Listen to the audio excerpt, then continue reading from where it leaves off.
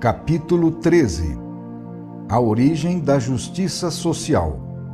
A solução do problema econômico, o trabalho como função social, as etapas da realização do Evangelho e o direito de encampar direitos. Com a afirmação dos princípios acima referidos, nasce um novo regime de vida, no qual não há mais lugar para o rico ocioso, explorador do trabalho dos outros, admitindo-se apenas o rico que cumpre uma função econômica complementar à do pobre. Isto é natural numa sociedade que chegou ao seu estado orgânico, cuja base é a cooperação e não a luta. Nesta sociedade, também o rico terá o seu legítimo lugar por exercer nela funções fundamentais, baseadas numa real competência, com tarefas diretivas e criadoras, para levar progresso a cada campo, elevando assim o nível de vida de toda a coletividade. O regime de luta de todos contra todos no passado absorvia completamente as energias e o interesse do homem, de modo que não restava margem para se poder levar na devida consideração o valor produtivo do trabalho. A solução do problema econômico não pode ser obtida com o velho sistema da guerra entre ricos e pobres, mas somente através da canalização de todas as energias em direção a um trabalho produtivo, fonte de efetivo bem-estar geral. Esta é a posição sadia que se harmoniza com as mais importantes leis da vida, sobretudo com o princípio da justiça social que acabamos de considerar.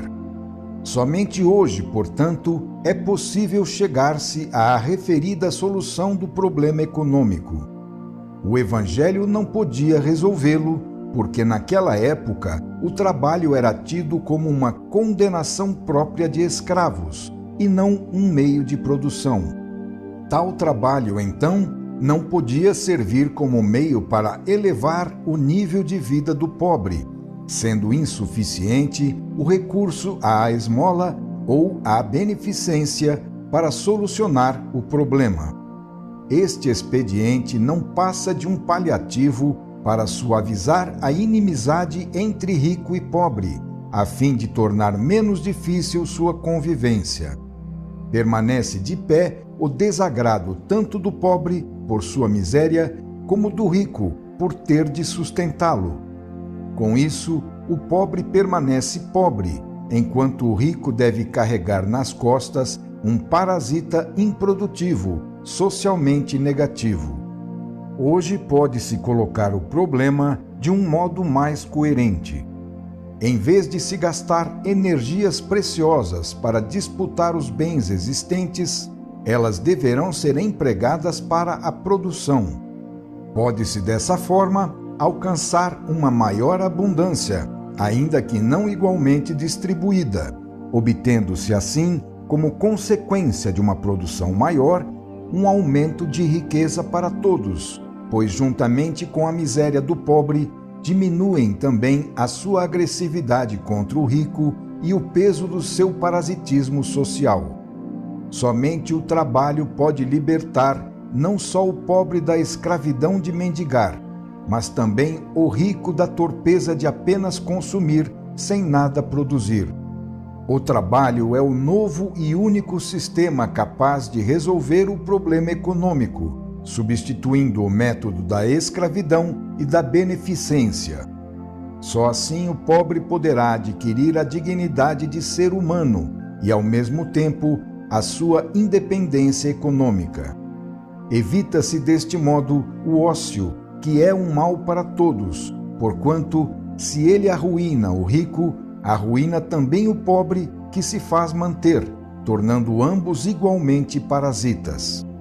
Sem dúvida, uma riqueza subtraída do rico e subdividida entre muitos pobres não enriquece ninguém, deixando todos na miséria, de modo que também o rico fica empobrecido.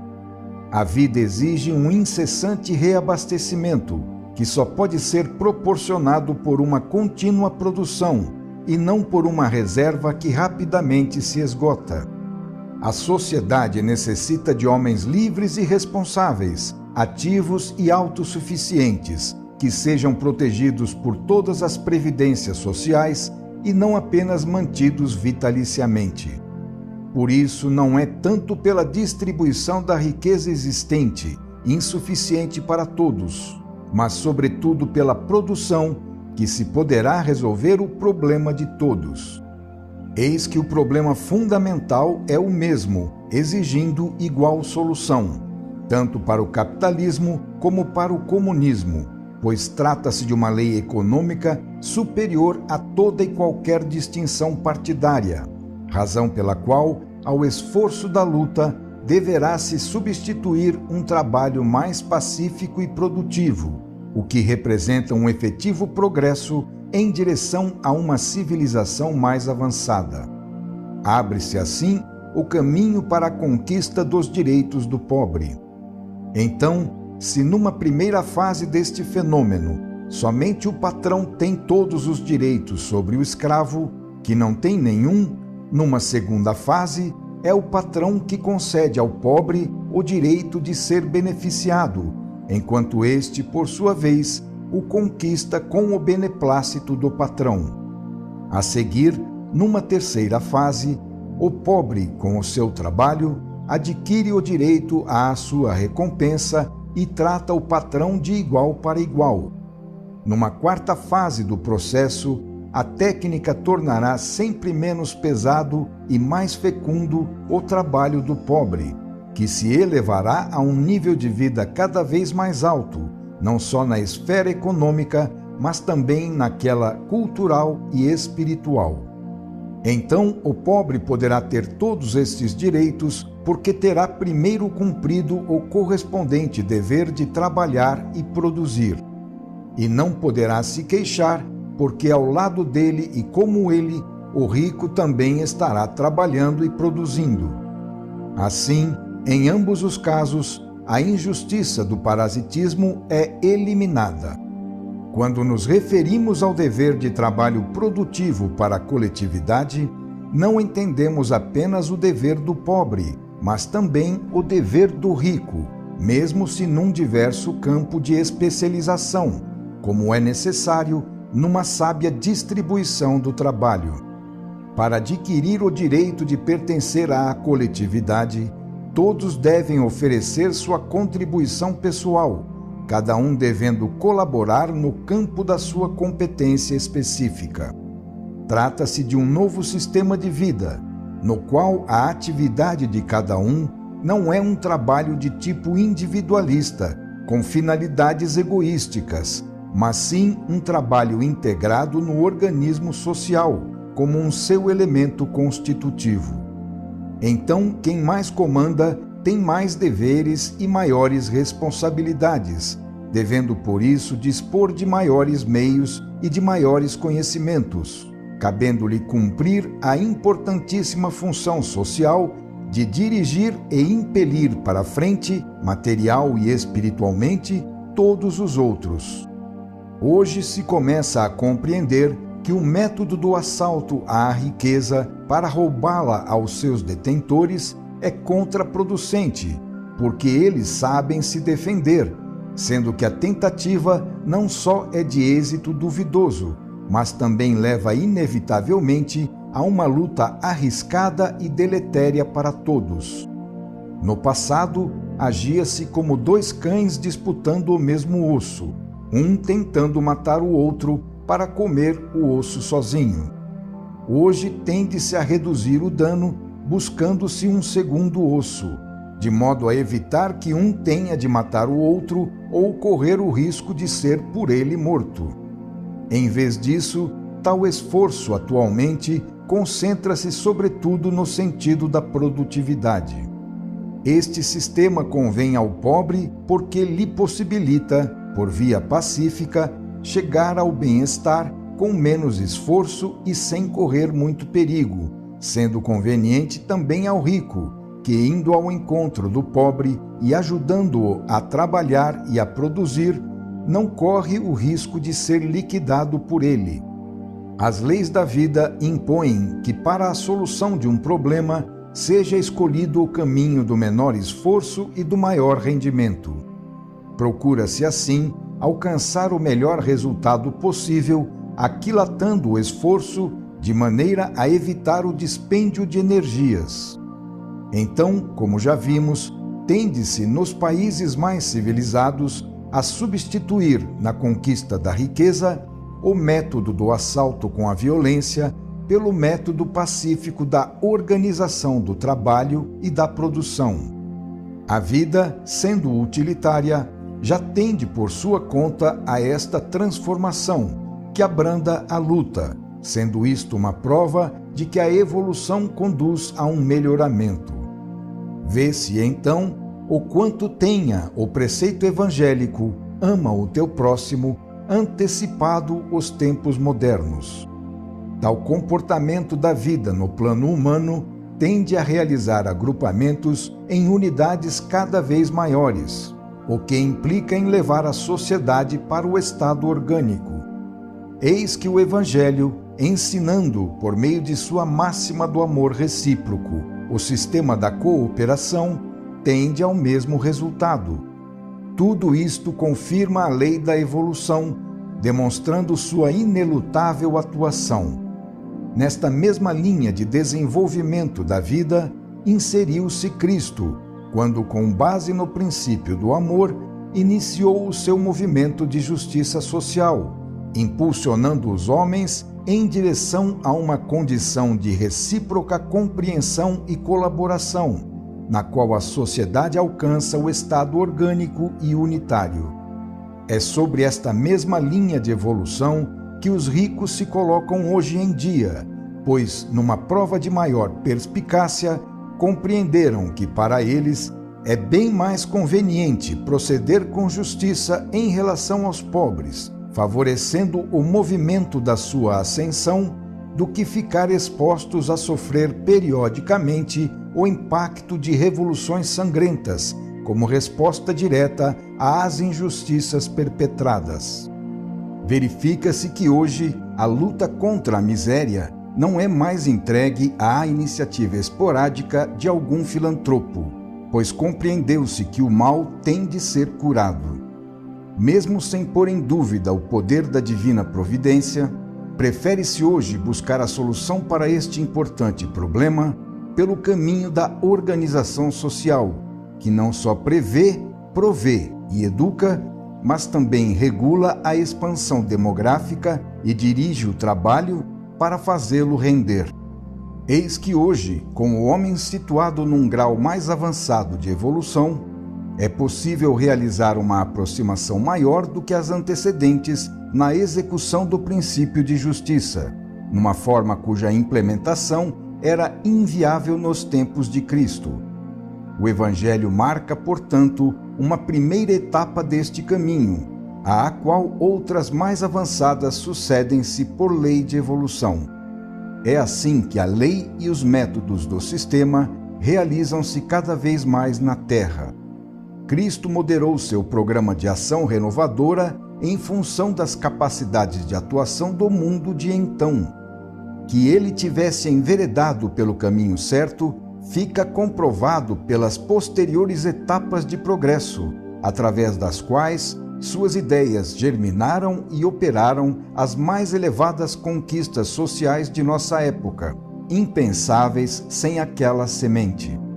Não se pode negar que todo o movimento moderno em favor da justiça social encontre o seu primeiro germe no Evangelho, através daquele jogo de compensações que levou avante o programa desta grande meta.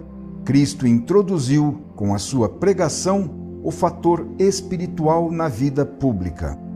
Sem levar em conta o fato de ser ele alcançável em longo prazo, ninguém pode negar que tal fator redundou num poderoso momento para o desabrochamento da teoria da justiça social, sobre bases que, apesar de metafísicas e sobrenaturais, penetravam, contudo, na mente do povo.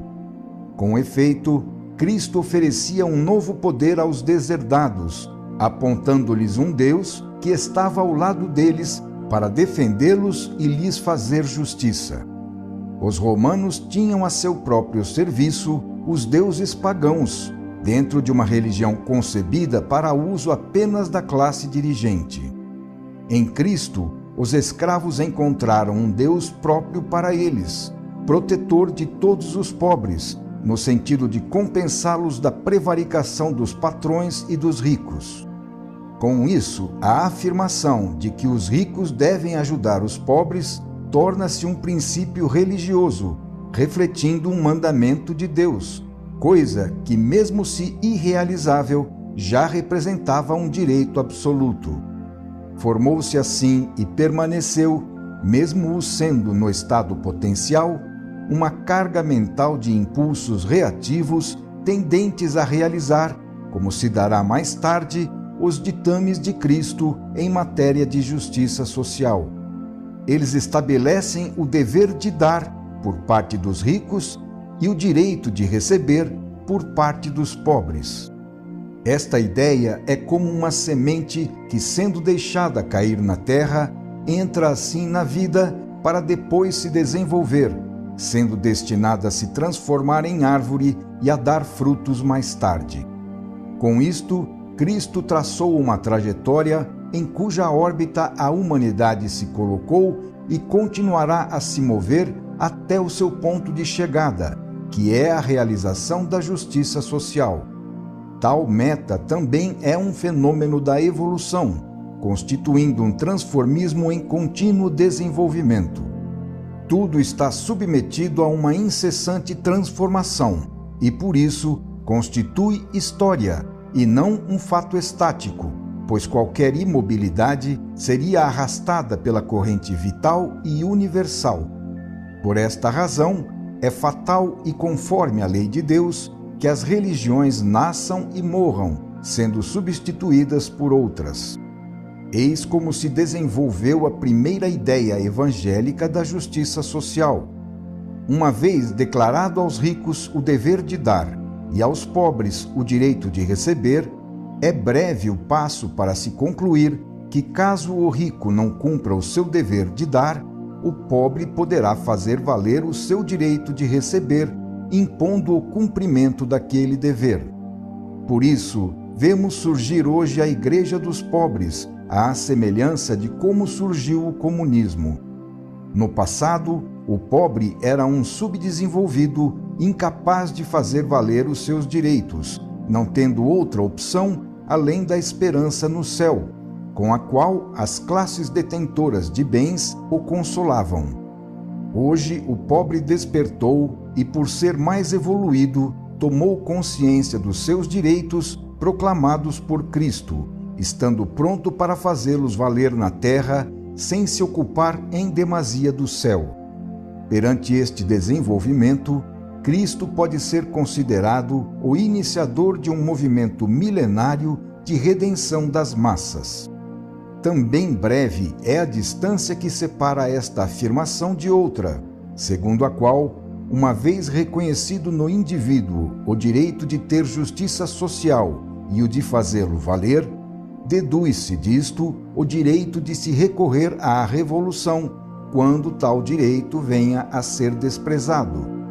Verifica-se então que a transição da fase teórica à fase prática procede a par e passo com a aquisição por evolução das qualidades necessárias para a atuação daquele princípio.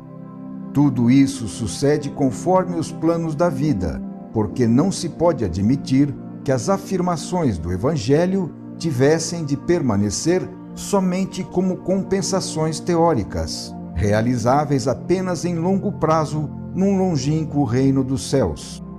Impunham as leis da vida que, uma vez alcançadas as condições necessárias, aquelas afirmações do Evangelho teriam de se realizar.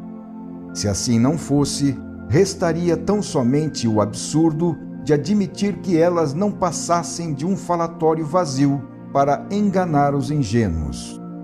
Com efeito, as leis da vida exigem não somente que a evolução se faça no sentido de melhorar, mas também que não se deixe de despender o esforço necessário à sua realização.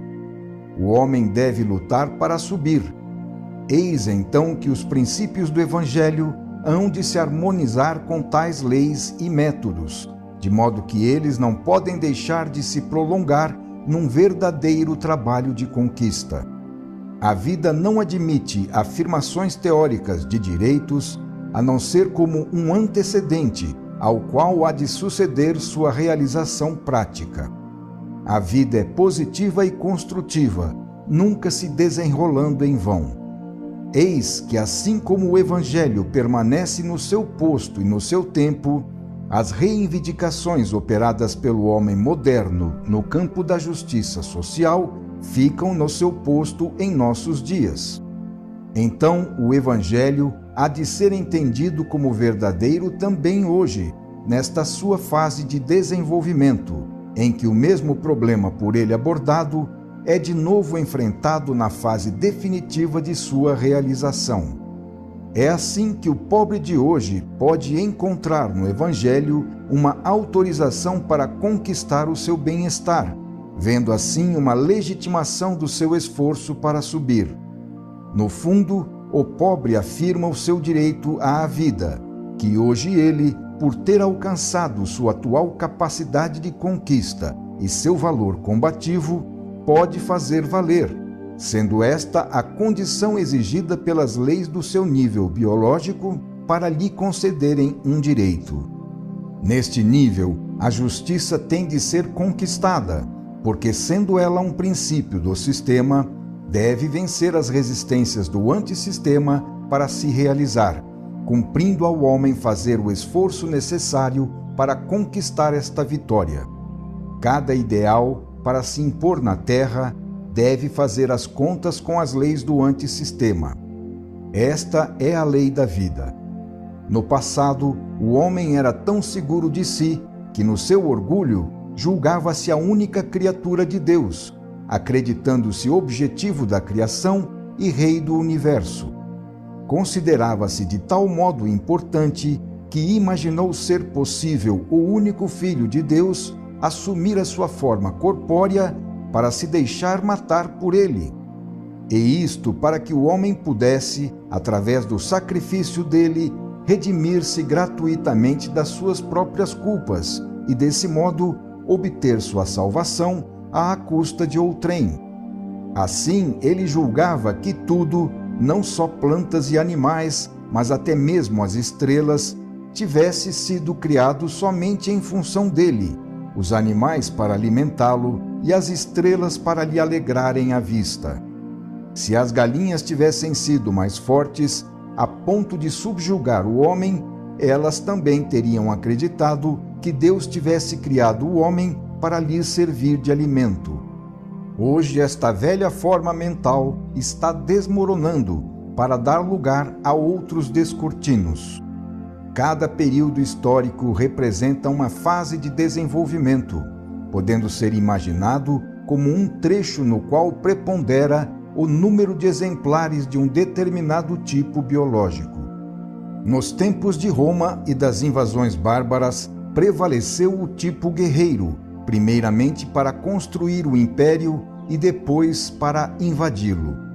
Na Idade Média, temos a Era dos Santos, seguida pelo Renascimento, com seus literatos e pintores. No século XIX, manifestaram-se os músicos.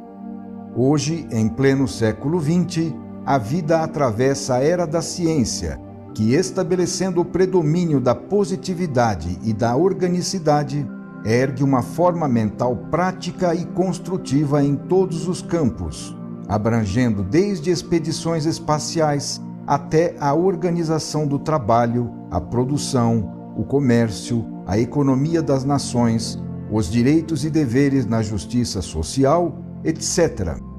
Quem sabe quão mais avançado tipo a vida levará ao predomínio nos séculos futuros. Concluindo, o verdadeiro Evangelho, o mais completo, é aquele representado não só pela forma assumida por ele nos tempos de Cristo, mas sim por todas as formas que o mesmo vem assumindo no decorrer dos anos, oferecidas a nós pela vida ao longo de seu incessante caminhar. A vida tem seus fins e, para alcançá-los, adota princípios e métodos diversos, vestindo-se de várias formas para se adaptar aos tempos e às condições do ambiente. O seu objetivo é realizar a justiça social, pois isto significa estabelecer o princípio de justiça da lei, que representa o sistema, em direção ao qual avança a evolução. Cristo expressou esta tendência na forma ideal e pacífica das compensações ultraterrenas, enquanto as outras revoluções, inclusive a comunista, expressaram a mesma tendência na forma tangível e violenta de compensações terrenas. Trata-se, contudo, do mesmo princípio de justiça social, que vai se realizando sempre mais, como quer a vida, descendo do céu à terra, passando assim da teoria à prática. Tal fenômeno não é contradição, mas sim transformação, pois entre as formas sucessivas permanece um fio condutor constante, sendo este a sua alma, o seu cerne, que neste caso é a vida assumindo formas diversificadas em cada fase do seu desenvolvimento para avançar em direção a uma meta estabelecida. Por via de regra, olha-se para a forma e não para a substância do fenômeno, que todavia permanece o mesmo. É sempre a justiça social que avança. Trata-se da progressiva realização do mesmo princípio. O mesmo fato sucede também com a pessoa humana.